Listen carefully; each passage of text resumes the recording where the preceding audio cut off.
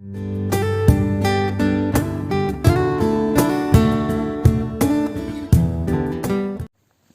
Friends, आज मैं आपके साथ लेके आया हूँ बिजनेस स्टडीज़ का एक और टॉपिक जिसका नाम है एक्सपोर्ट प्रोसीजर। ये वीडियो थोड़ी लंबी होने वाली है तो आपको तसल्ली करके बैठना पड़ेगा क्योंकि लॉन्ग क्वेश्चन आता है। तो जब भी हम किसी एक कंट्री से दूसरे कंट्री में सामान भेज रहे होंगे, एक्सपोर्ट कर रहे होंगे, तो उसका प्रोसीजर क्या होगा, इसके ज़्यादा पॉइंट्स हैं तो आपको तसल्ली से ये वीडियो देखनी पड़ेगी। सबसे पहला पॉइंट आ जाता है receipt of inquiry and sending quotations. तो सबसे पहला स्टेप क्या है?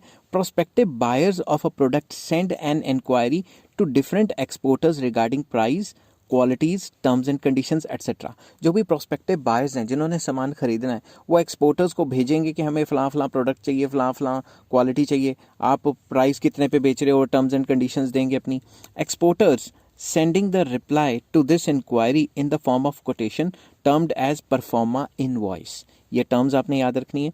जो भी एक्सपोर्टर्स हैं वो इस इंक्वायरी को देखेंगे और उसका रिप्लाई करेंगे। उस रिप्लाई को कहते हैं proforma invoice. Proforma invoice contains detailed information regarding price. Proforma invoice के अंदर क्या क्या होगा कि भाई इसका प्राइस क्या है, इसकी क्वालिटी कैसी है, इसका साइज़ क्या है, वेट क्या है, शेप क्या है, etcetera of the product which the exporter can supply. जो भी वो चीज़ सप्लाई कर सकते हैं उसका पूरा डिटेल वो देंगे कि भाई हमारी प्राइस ये रहेगी, क्वालिटी ये रहेगी, फलां फलां सारा का सारा। ठीक है, नेक्स्ट आ जाता है next point, receipt of order और इंडेंट। ठीक है, in case the prospective buyer is satisfied. अगर जिसने इंपोर्ट करानी है वो चीज़ अगर वो सेटिस्फाइड है with the information given in the proforma invoice, then he places an order for the good to be dispatched. अगर वो सेटिस्फाइड है कि भाई मुझे जो चीज़ चाहिए वो एक्सपोर्टर मुझे दे देगा और वो मेरे जो टर्म्स एंड कंडीशन है उस पर बारह खा रही है या मुझे सही लग रही है, तो वो क्या करेगा, वो ऑर्डर पास कर देगा। This order is known as indent. आपको याद रखना है, जो ऑर्डर जो इंपोर्टर एक्सपोर्टर को ऑर्डर दे रहा है उसे इंडेंट कहते हैं, और जो उसने परफॉर्मा इनवॉइस दिया था उसमें बताया था कि मैं फलां फलां चीज़ें बनाता हूँ, उसका वेट, साइज, प्राइस ये है। ठीक है, it contains the description regarding the goods ordered, there price, delivery terms and conditions, packing, marketing instructions etcetera etcetera. तो जो भी इंडेंट होगा उसमें ये सारा प्राइस क्या देना चाहता है, वो कितनी की डिलीवरी, फलां फलां टर्म्स एंड कंडीशन, पैकिंग कैसी होनी चाहिए, वो सारी की सारी टर्म्स एंड कंडीशन लिख के इंडेंट में तैयार करके एक्सपोर्टर को भेज देता है। Point number 3, assessing importers credit worthiness and securing guarantee for payment. अब उसने ये भी तो देखना है ना कि जो एक्सपोर्टर जो है माल भेज रहा है किसी और कंट्री में, तो वो ये भी तो देखेगा ना कि जो इंपोर्टर है उसका भाई औकात भी है ये चीज़ खरीदने की। अगर वो ऐसे ही फलां फलां फालतू में ऑर्डर दे जा रहा है और बाद में वो रिजेक्ट कर दे या पेमेंट ही ना दे, तो एक्सपोर्टर का तो नुकसान हो जाएगा ना। तो इंपोर्टर जो है, इंपोर्टर की क्रेडिट वर्दीनेस चेक की जाएगी। ठीक है, नेक्स्ट आ जाता है इस थर्ड पॉइंट में, after receiving the order and before manufacturing the good. Order तो रिसीव कर लिया मगर सामान बनाने से पहले the exporter inquires about the credit worthiness of the importer to get payment security. तो एक्सपोर्टर इंपोर्टर को कहेगा कि भाई चेक करेगा, भाई पेमेंट की सिक्योरिटी तो दे दे। To minimize the risk of default payment, most of the exporters prefer to demand letter of credit. तो वो कहीं डिफ़ॉल्ट ना कर जाए, सामान मंगवा के पैसे भरे ना भरे, क्या पता हम सामान बना दें और वो पैसे ना भरे, तो एक्सपोर्टर क्या डिमांड करेगा, लेटर ऑफ क्रेडिट। अब ये लेटर ऑफ क्रेडिट क्या है? Letter of credit is a surety that the importer will make payment to bank and bank will make payment to exporter on the behalf of importer. तो letter of credit एक surety होती है कि जो importer है वो अपने bank में पैसे दे देगा और वो वाला बैंक जो है एक्सपोर्टर के बैंक को पैसे दे देगा। उसे ये श्योरिटी होती है एक टाइप की कि वो देगा ही देगा, बेईमानी बीच में नहीं करेगा। ठीक है, तो इसे लेटर ऑफ क्रेडिट कहते हैं। इसमें टर्म्स काफ़ी ज़्यादा आने वाली हैं तो आपको कन्फ्यूजन नहीं लेनी। फोर्थ पॉइंट आ जाता है ऑब्टेनिंग एक्सपोर्ट लाइसेंस। भाई हमने बाहर सामान भेजना है तो हमें एक्सपोर्ट लाइसेंस तो चाहिए ही ना। A firm must acquire an export licence before exporting goods. Goods को एक्सपोर्ट करने से पहले क्या करना पड़ेगा, एक्सपोर्ट के लाइसेंस के लिए अप्लाई करना पड़ेगा। Prerequisites for export licence are, कौन कौन सी चीज़ें चाहिए? सबसे पहले obtaining import export code, IEC से कहते हैं, import export code. Before starting the export procedure the exporter has to get import export code, जो IEC है। मैं आगे से मैं IECE बोलता रहूँगा, IEC नंबर या IEC। This number is used in filing the formalities, जो भी फॉर्मेलिटीज़ वगैरह ऑफ एक्सपोर्ट प्रोसीजर, तो जब भी हमने एक्सपोर्ट करना है उसके प्रोसीजर में जहाँ जहाँ भी फॉर्म भरने होंगे वहाँ पे ये इम्पोर्ट एक्सपोर्ट कोड चाहिए होगा. To get this number the exporter has to apply to the regional import export licensing authority in the prescribed form. तो जो भी प्रिस्क्राइब्ड फॉर्म है, जो भी प्रिस्क्राइब तरीका है, उसमें उसको अप्लाई करना पड़ेगा. इस फॉर्म को मतलब फॉर्म भरना पड़ेगा कि भाई मैं फ़लाँ बिज़नेस करता हूँ, सारे अपने डॉक्यूमेंटेशन वगैरह देनी पड़ेगी. तो जो भी लोकल या regional import export licensing authority है वहाँ पे, along with the application the exporter must submit the following documents. तो एप्लीकेशन तो भरेगा ही भरेगा, तो फॉलोइंग डॉक्यूमेंट्स भी भरेगा. कौन कौन से document? A, details about the personal record of the exporter, जो एक्सपोर्टर है उसका सारा personal record. Bank receipt of the payment of fees to apply for IEC, जो इम्पोर्ट एक्सपोर्ट कोड है उसके लिए कुछ फीस भी तो भरनी पड़ेगी ना, उसकी भी रिसीट लगाएगा साथ में. सर्टिफिकेट फ्रॉम बैंकर्स, बैंकर से सर्टिफिकेट लेगा कि मेरे फलां जगह पे अकाउंट है, ठीक है ना, और मैंने कभी घपला गुपला नहीं मारा, कोई लोन में फ्रॉड वगैरह नहीं किया. Declaration by the exporters that they will not exporting the goods listed in caution list. Caution list वो लिस्ट होती है जो सरकार कह देती है कि भाई ये फलां चीज़ें ये एक्सपोर्ट नहीं करनी, तो वो डिक्लेयर करेगा कि भाई फलां चीज़ें जो सरकार ने बैन की हुई हैं एक्सपोर्ट करने में, मैं वो एक्सपोर्ट बिल्कुल नहीं करूँगा. If the regional import export licensing authority is satisfied with the formalities then they will issue import export code to the exporter. अगर वो जो लाइसेंसिंग अथॉरिटी है वो सेटिस्फाई हो जाती है कि ये जो बंदा बोल रहा है ये सारे डॉक्यूमेंट सही हैं और सब कुछ सही है, तो वो इशू कर देते हैं इम्पोर्ट एक्सपोर्ट कोड उसको, ठीक है. नेक्स्ट आ जाता है, तो फर्स्ट पॉइंट क्या था इसमें, ऑब्टेनिंग एक्सपोर्ट लाइसेंस में सबसे पहले IEC कोड को लेना. दूसरा आ जाता है obtaining registration cum membership certificate. ये क्या होता है? RCMC, registration cum membership certificate. Exporters get various benefits in the form of subsidies and exemptions in the excise duty tax etcetera. Exporters को वेरियस फैसिलिटीज़ मिलती है, सब्सिडी, टैक्स माफ, exemption वगैरह वगैरह. To get these benefits they have to show RCMC मतलब registration cum membership certificate. After getting import export code, the exporter applies for RCMC. RCMC is issued by Export Promotion Council, Federation of Indian Export Organization, Export Development Authority. ये 3 authorities हैं जो RCMC certificate को issue कर सकती हैं. To get RCMC the exporter submits a bank certificate and IEC import export code along with application of the above mention authorities. तो ये जो अबव मैंशन अथॉरिटीज़ जहाँ जहाँ पे इसने एप्लीकेशन देनी है वो सारे के सारे जो डॉक्यूमेंट्स है वो भर के दे देगा. If the authorities are satisfied then they will issue RCMC. अगर कोई भी अथॉरिटीज़ किसी को भी दे सकता है इनमें में से, अगर वो सेटिस्फाइड हैं तो इसको इशू कर देंगे. उसके बाद एक और प्रोसेस आता है, registration with export credit guarantee corporation, जिसको कहते हैं ECGC. जो एक्सपोर्ट क्रेडिट गारंटी कॉरपोरेशन है उसके साथ भी रजिस्टर करवाना पड़ता है.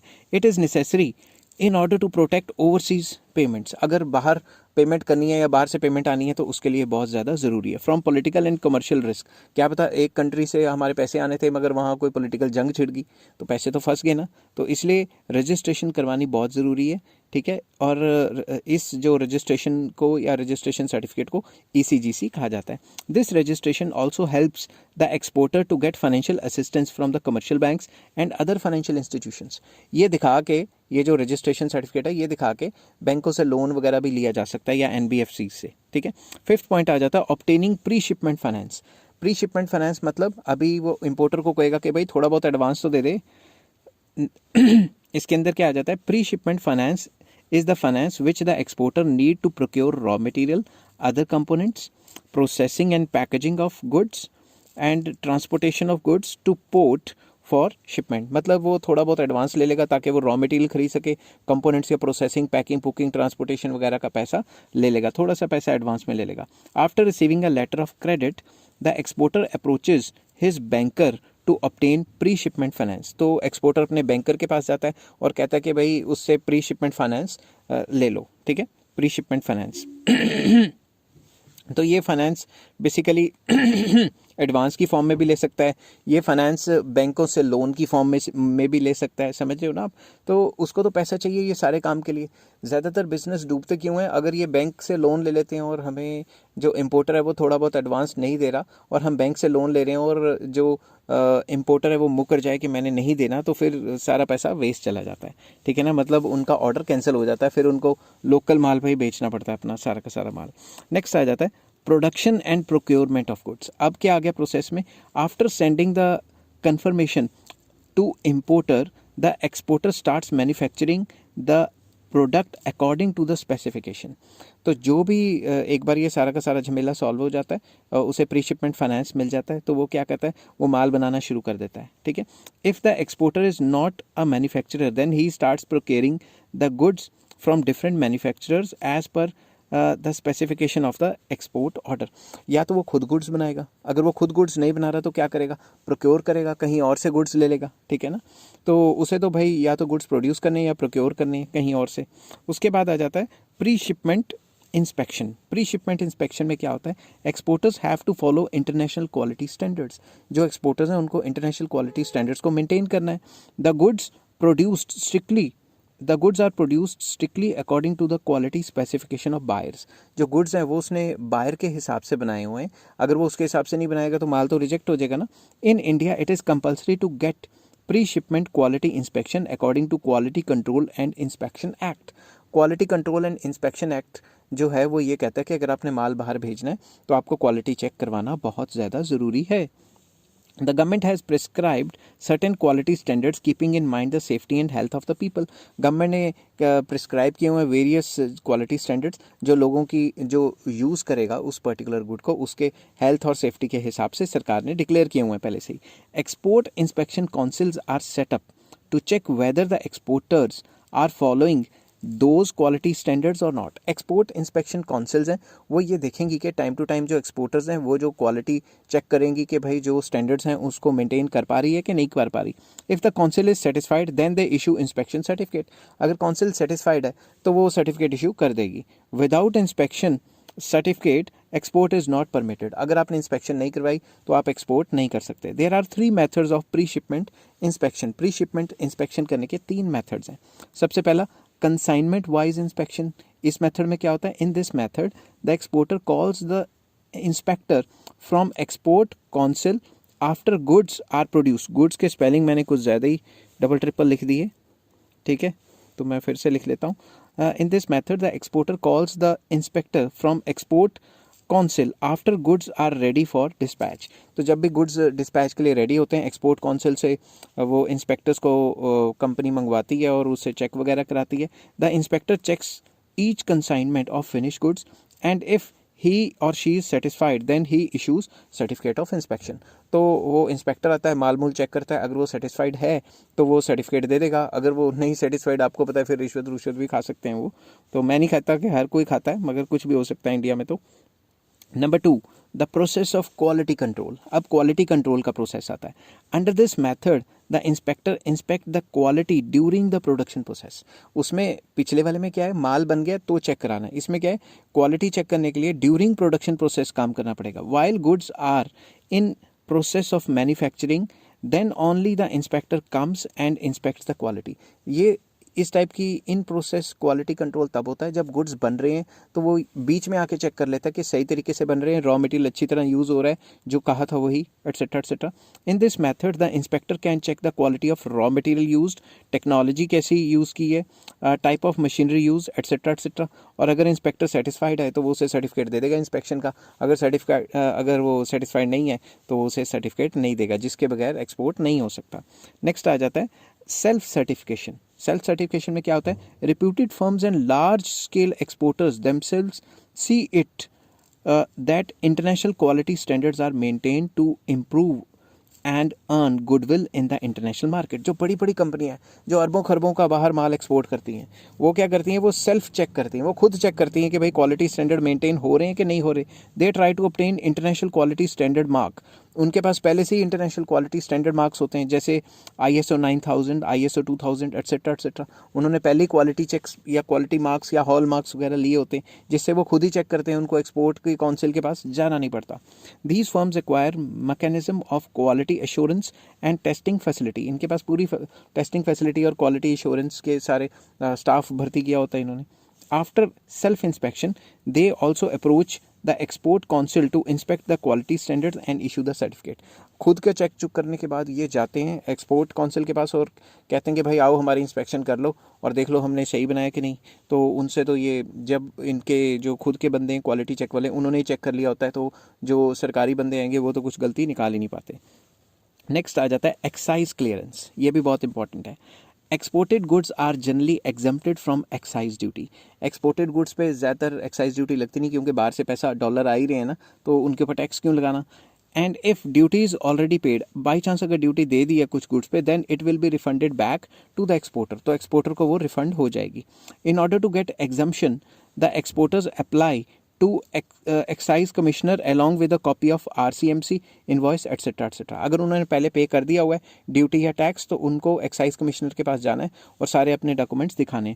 If the exporter has already paid excise duty and he has to get refund, then he applies to assistant commissioner of excise. Assistant commissioner of excise के पास भी जा सकता है और रिफंड की एप्लीकेशन दे सकता है, जिससे क्या होगा, अगर वो एक्साइज कमिश्नर सेटिस्फाइड है कि हाँ भाई इस बंदे ने तो टैक्स टुक्स भर दिया हुआ है, तो अब इसको रिफंड करना बहुत ज़रूरी है, क्योंकि सरकार की जो टर्म्स एंड कंडीशन है कि एक्सपोर्टर के ऊपर टैक्स वो नहीं लगाती, तो वो ड्यूटी जितना भी उसने भरा हुआ है वो उसको उसके अकाउंट में वापस डाल देगी। ठीक है।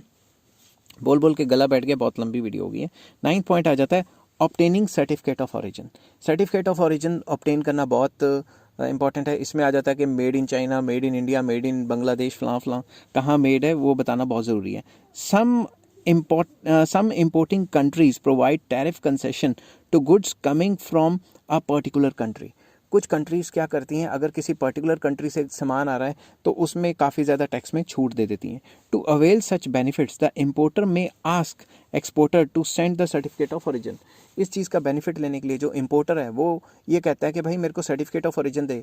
सर्टिफिकेट ऑफ ओरिजिन का मतलब ये कि ये सर्टिफिकेट दे कि ये जो पूरा का पूरा सामान है ये किस कंट्री में बना है, ताकि मैं अपने कंट्री में शो करूं, और अगर वो फेवरेबल कंट्री में आ रहा है या फिर हमारी दो कंट्री के बीच में कोई ट्रीटी है तो उसका बेनिफिट इंपोर्टर को मिल सके। This certificate is a proof that goods are actually being manufactured in the country from where these are exported. ठीक है, ये एक सबूत होता है कि जिस कंट्री से मैं सामान मंगा रहा हूँ उसी कंट्री में ये सामान बना है।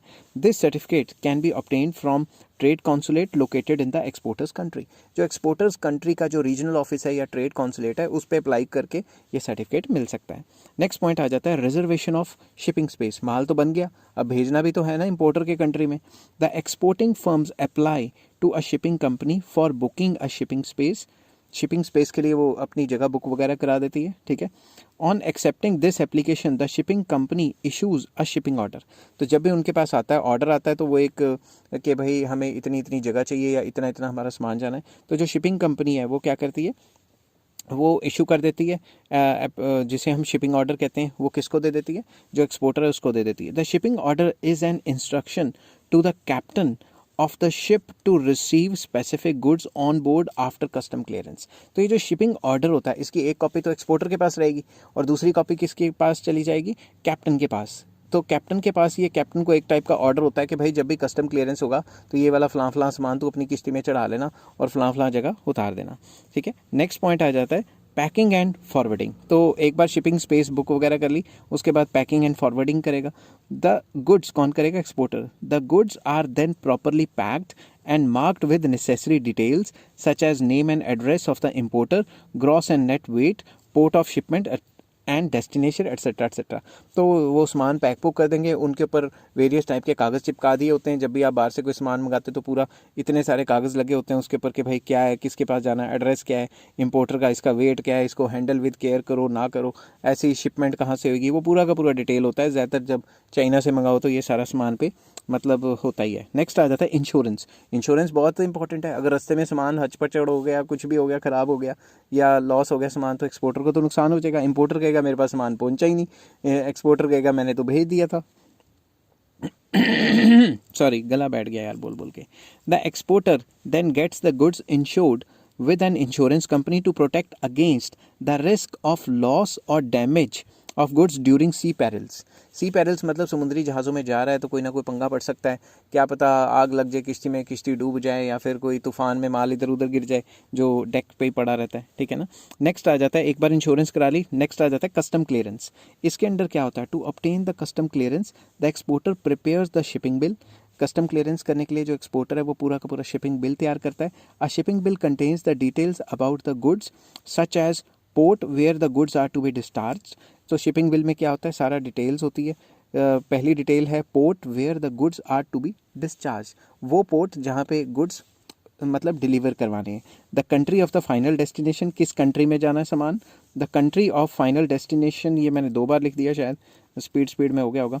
एक्सपोर्टर्स नेम, जो एक्सपोर्टर्स है उसका name and address etcetera etcetera. अब इसकी 5 copies of shipping bill along with the following documents are then submitted to the custom appraiser at the custom house। तो 5 copies of shipping bill along with the following documents, ये documents के साथ सारे के सारे किसको, जो कस्टम अप्रेजर है, जो देखता है कि भाई सही में उतना ही माल जा रहा है, कितना जा रहा है, वो अप्रेज करता है वो चीज़ की, ठीक है। तो इसमें पहला आ जाता है export contract.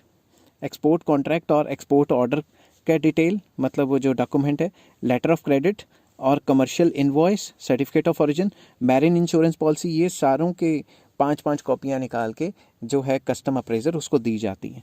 After submission of these documents the port superintendent is approached to obtain carting order. एक बार ये सारे डॉक्यूमेंट सबमिट करा दिए तो होता क्या है, जो पोर्ट सुपरिटेंडेंट है, जो उस जिस पोर्ट में सामान जिसके थ्रू जा रहा है उसके सुपरिटेंडेंट को अप्रोच किया जाता है और ऑब्टेन किया जाता है कार्टिंग ऑर्डर, काट करना।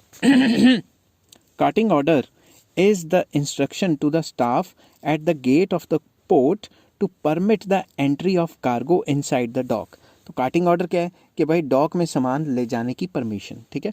After obtaining the carting order the cargo physically moves into port area. जैसे ही हमारे पास कार्टिंग ऑर्डर आएगा तो जो हमारा सामान है वो फिजिकली जो पोर्ट एरिया में चला जाएगा। If the exporter is not having time, अगर उसके पास टाइम नहीं है, he can hire a clearing agent या फॉरवर्ड एजेंट। कमीशन एजेंट से होते हैं, बिचौले होते हैं, आप उनको हायर करो, वो सारा काम आप पे कर देते हैं, वो फीस चार्ज करते हैं इस चीज़ की, ठीक है। नेक्स्ट आ जाता है obtaining mates receipt. After receiving custom clearance, एक बार कस्टम क्लियरेंस हो गई, the goods are then loaded on the ship for which the captain of the ship issues a mate receipt. तो एक बार सारा ये तामझाम हो गया, पूरा कस्टम क्लियरेंस हो गई, तो सामान किस पे लाद दिया जाता है, शिप पे, और जो कैप्टन है वो मेट्स रिसीट इशू कर देता है। It contains the details regarding the name of the vessel. इसके ऊपर होता है कि भाई किस वेसल से सामान जा रहा है, बर्थ डेट ऑफ शिपमेंट, किस तरीके को सामान निकलेगा, डिस्क्रिप्शन ऑफ पैकेज, पैकेज का पूरा detail. The port superintendent on receipt of port dues, जितने भी पोर्ट के जो ड्यूज़ हैं, अगर एक बार वो ड्यूज़ पे आउट कर दिए, हैंड ओवर कर देता है mate receipt to the cost and freight agent. एक बार जितने भी जो पोर्ट है उसके जितने भी पोर्ट में सामान रखने का भी पैसा लगता है तो उसका पूरा का पूरा ड्यूज़ क्लियर कर देता है, तो वो सारा का सारा जो है आगे कॉस्ट एंड फ्रेट एजेंट को रिसीट कर देता है, सामान दे देता है, ठीक है। और जितनी भी रिसीट्स हैं उसके पास चली जाती हैं। नेक्स्ट आ जाता है payment of freight and insurance of bill of lading. ये काफ़ी इंपॉर्टेंट है। After loading the goods on ship, एक बार सामान आपने किश्ती पे चढ़ा दिया, the exporter goes to the office of shipping company. जो एक्सपोर्टर्स है वो शिपिंग कंपनी के ऑफिस में जाता है। देयर ही सरेंडर्स द मेट रिसीट, वो जो भी उसे मेट रिसीट मिली है वो सरेंडर करता है। And in return the shipping company office issues him bill of lading, और उसके बदले उसको बिल ऑफ लैडिंग दिया जाता है। बिल ऑफ लैडिंग क्या है, which is prepared in triplicate, मतलब 3 कॉपीज प्रिपेयर की जाती है। 1 कॉपी ऑफ द एक्सपोर्टर, एक कॉपी एक्सपोर्टर के पास रहेगी, एक कैप्टन के पास रहेगी, and 1 copy for the importer, जो इम्पोर्ट करा रहा है अपनी कंट्री में उसके पास चली जाएगी। तो 15 के बाद 16 पॉइंट आ जाता है preparation of invoice. After sending the goods N invoice of dispatched goods is prepared. एक बार सेंड कर दिए तो इनवॉइस तैयार किया जाता है। Invoice states that the quantity of goods Saint, invoice के अंदर क्या है कि कितनी क्वांटिटी ऑफ गुड्स हमने भेजी है, amount to be paid by the importer, कितना पैसा इम्पोर्टर हमें देगा इस गुड्स का, द कॉस्ट ऑफ फ्रेट, जो फ्रेट चार्जेस हैं, सामान भेजने वगैरह के चार्जेस हैं, और एजेंट्स वगैरह हैं, वो सारे के सारे जो चार्जेस हैं उसकी पूरी डिटेल होगी। The cost and freight agent gets it duly attested by the custom. जो कॉस्ट एंड फ्रेट एजेंट्स हैं वो क्या करते हैं, वो कस्टम से इसको अटेस्ट करवा के रख लेते हैं कि फ़लाँ सामान हमारे कंट्री से निकल गया और हमें इसके इतने पैसे आने हैं। नेक्स्ट आ जाता है securing payments. Next point, securing payments after shipment of goods. एक बार हमने भेज दिया, the exporter informs the importer and then the exporter must send some important documents to the importer to claim the title of goods। तो जैसे ही सामान निकल गया, एक्सपोर्टर इंपोर्टर को इन्फॉर्म कर देता है कि मैंने फ़लाँ सामान भेज दिया है। उसके बाद क्या होता है, एक बार आपने इन्फॉर्म कर दिया और फिर सारी जो नेसेसरी डॉक्यूमेंटेशंस है वो एक्सपोर्टर जो है वो इंपोर्टर को सेंड करता है। द कॉमन डॉक्यूमेंट्स आर, जो भेजेगा, certified copy of invoice, bill of lading, packing list मतलब पूरी पैकेजिंग लिस्ट जो है, और insurance policy, certificate of origin, letter of credit etcetera etcetera. जितने डॉक्यूमेंट है वो उसको सेंड कर देगा। The exporter sends these documents through his banker with the instruction that these documents must be delivered to the importer only when he accepts the bill of exchange। तो ये सारा का सारा जो एक्सपोर्टर जो डॉक्यूमेंट सेंड कर रहा है ये अपने बैंकर को देगा, ताकि आप जो एक्सपोर्टर का बैंकर है वो इस इंस्ट्रक्शन पे इंपोर्टर के बैंकर को देगा कि जैसे ही वो पैसे दे देगा ये सारे डॉक्यूमेंट उसको पकड़ा देना। The importer may accept a bill of exchange of two types. जो बिल ऑफ एक्सचेंज है वो दो टाइप का हो सकता है। डॉक्यूमेंट अगेंस्ट साइट, जिसको ड्राफ्ट भी कहा जाता है। In this case the documents are handed over only against payment. मतलब जब पैसे देगा तभी डॉक्यूमेंट दें, फालतू में डॉक्यूमेंट हाथ में ना पकड़ाएं।